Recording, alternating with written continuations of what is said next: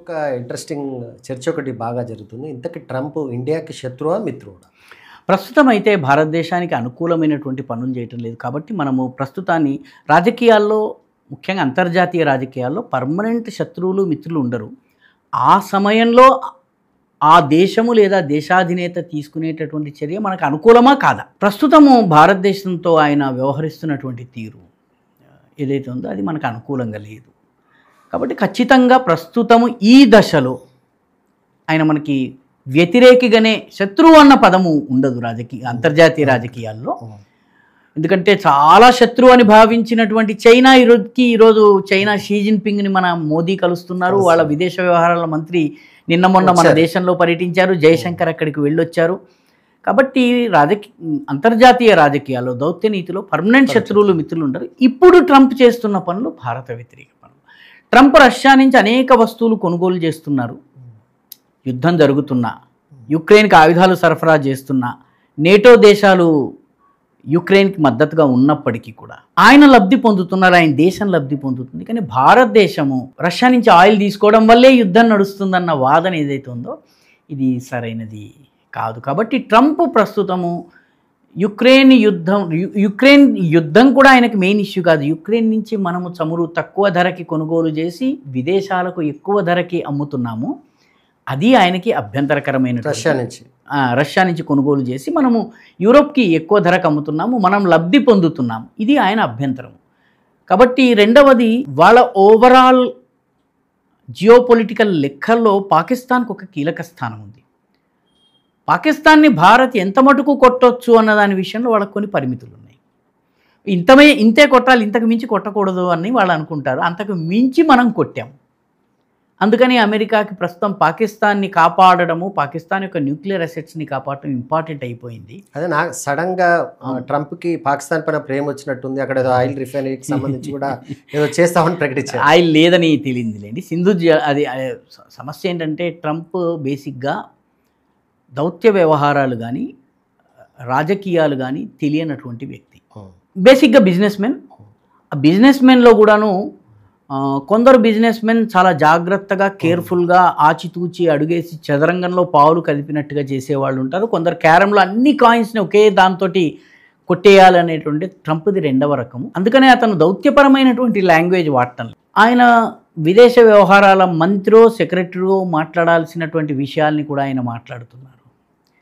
దీనికి రెండు కారణాలు ఉన్నాయి. ఒకటి, దౌత్య వ్యవహారాలకు సంబంధించిన అనుభవరాహిత్యం ఒకటి. రెండవది, అమెరికా యొక్క ప్రయోజనాలకి భారత్ దెబ్బతీస్తుంది. భారత్ యొక్క ముఖ్యంగా స్వతంత్ర విధానాలు అవలంబించటం. చైనాకి ఈరోజు వ్యతిరేకంగా మనం నిలబడాలి అని చెప్పి అమెరికా కోరుకుంటోంది. మనం చైనాకి వ్యతిరేకంగా అమెరికా కోసం నిలబడాల్సిన అవసరం మనకి లేదు. మన మీద చైనా దాడి చేస్తే చైనాతో యుద్ధం ఎలా చేయాలో మనం చేస్తాం. ఎందుకంటే గత గల్వాన్ సంఘటన తర్వాత 2.5 సంవత్సరాల పాటు 1,500,000 మంది సైనికులు ఎదురెదురుగా నిలబెట్టి, ట్యాంకుకు ట్యాంకు, తుపాకీకి తుపాకీ, సైనికుడికి సైనికుడు నిలబెట్టి మనం 2.5 ఇయర్స్గా -15 degrees టెంపరేచర్లో సైన్యాన్ని నిలబెట్టాము. చిట్ట చివరికి చైనా వెనకడు వేసేలా చేశాం మనం. డోక్లాంలో 12 నెలల పాటు, డోక్లాం భూటాన్లో ఉన్నటువంటి భూభాగంలో రోడ్డు వేసేందుకు ప్రయత్నిస్తే దాన్ని అడ్డుకునేందుకు భారతదేశము భూటాన్ పక్షాన, భూటాన్కి మనకి ఆ రకమైనటువంటి ఒప్పందాలు ఉన్నాయి. మనం దిగాము రంగంలో. మనం దిగిన తర్వాత 12-17 నెలల పాటు చైనా హుంకరించింది, ఘీంకరించింది, అన్నీ చేసింది, చిట్ట చివరికి వెనకడుగు వేసింది. కాబట్టి చైనాని ఎలా అరికట్టాలి, చైనాని ఎలా ఫైట్ చేయాలి భారత్కి తెలుసు. అమెరికా యుద్ధము కనుక భారత్ చేయాల్సి వస్తే చాలా ప్రమాదం అవుతుంది. ఇప్పుడు యుక్రెయిన్ పరిస్థితి అవుతుంది. హెన్రీ కిస్సింజర్ చాలా సుప్రసిద్ధమైనటువంటి ఒక వాక్యం చెప్పాడు. అమెరికా శత్రువుగా ఉన్నవాడు చాలా దెబ్బతింటాడు, అందులో సందేహం లేదు. అమెరికా మిత్రుడుగా ఉన్నవాడు కూడా శంకరగిరి మాన్యాలు పడతాడు అన్నాడు ఆయన. ఆయన అమెరికా యొక్క విదేశ వ్యవహారాల మంత్రిగా పనిచేసినటువంటి వ్యక్తి. నిక్సన్ సమయంలో అమెరికన్ ఫారిన్ పాలసీలో హెన్రీ కిస్సింజర్ది చాలా గొప్ప స్థానము. ఆయన స్వయంగా అన్నటువంటి మాట. కాబట్టి గమనించాల్సిన విషయం ఏంటంటే యుక్రెయిన్ పరిస్థితి ఏంటి? ఈరోజు యుక్రెయిన్లో ఉన్నటువంటి క్రిటికల్ మినరల్స్ అన్నింటినీ దోచుకునేందుకు అమెరికా ఉంది. యుక్రెయిన్లోని 6% ఇవ్వాలా, 20% రష్యాకి ఇచ్చేయాలా భూభాగము అన్నది ఇప్పుడు ట్రంప్ చేయిస్తున్న ఒప్పందం. 2 ఏళ్ల పాటు యుద్ధం చేయించిన తర్వాత సగం భూమిని కోల్పోయి తన మినరల్స్ మీద తన హక్కులు కోల్పోయి అమెరికా సరఫరా చేసిన ఆయుధాలకు వాయిదాలు చెల్లిస్తూ యుక్రెయిన్ పూర్తి స్థాయిలో దివాలా తీసేలాగా చేసింది. అలా భారతదేశం ఉండాలి అని ట్రంప్ కోరుకుంటున్నారు. క్వాడ్ ద్వారా చైనాకి వ్యతిరేక కూటమిలో మనము దానికి అంగీకరించటం లేదు.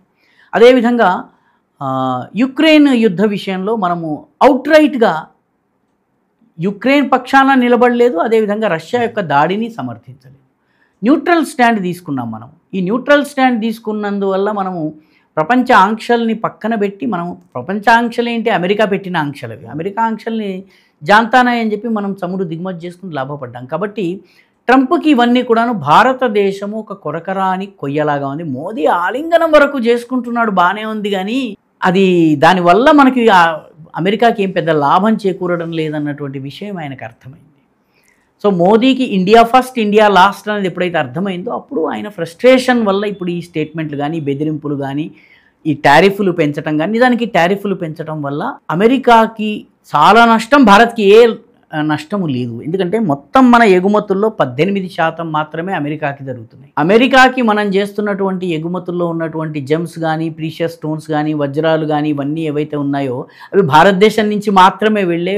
అవి ధరలు కనుక టారిఫ్ పెంచితే స్థానిక అమెరికన్ ప్రజానీకం చెల్లించుకోవాలి. చీప్ ఆటోమొబైల్ పార్ట్స్ ఉన్నాయి, అమెరికావి కొన్నట్టయితే ధర ఎక్కువ ఉంటుంది, భారత్వి కొన్నట్టయితే తక్కువ ఉంటుంది. టారిఫ్లు యాడ్ చేసిన తర్వాత కూడా భారత్వి చీప్. కాబట్టి స్థానిక ప్రజలు టారిఫ్ని చెల్లించి మరీ వాళ్ళు కొనుక్కుంటారు. పర్యవసానంగా ఏం జరుగుతుంది, అమెరికన్ ప్రజానీకం మీద భారం పడుతుంది, భారత్వి అమ్ముడు అవ్వాల్సినవి అవుతాయి. ఒకవేళ తగ్గినా కూడాను ఆ 18% ఏవైతే ఉన్నాయో ఆ 18% కాకపోయినా మిగతా మనకి 72-82% ఏదైతే ఉందో ఆ ట్రేడ్ ఏమి ఎఫెక్ట్ కాలేదు కదా.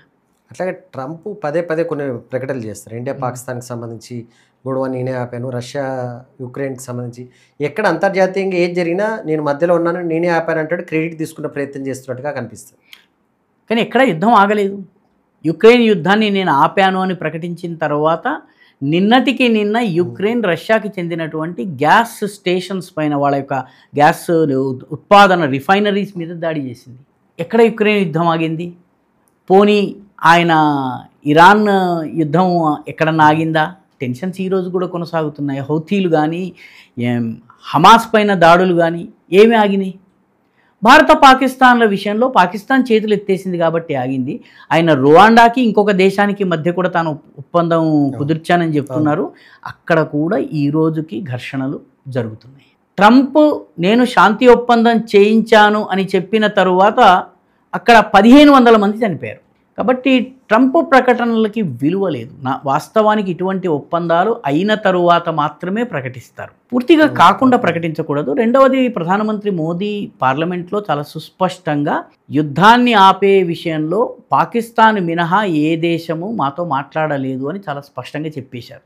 ఏ దేశము అంటే అందులో అమెరికా కూడా ఉంది. కాబట్టి ట్రంప్ చెప్తున్నది అబద్ధాలు అన్నది చాలా స్పష్టంగా తేలిపోతున్నది. ఎందుకంటే ట్రంప్ గనక ఈ రకంగా మాట్లాడినట్లయితే, భారతదేశం కాదంటున్నట్టయితే ఆయన ఆధారాలు బయటపెట్టాలి.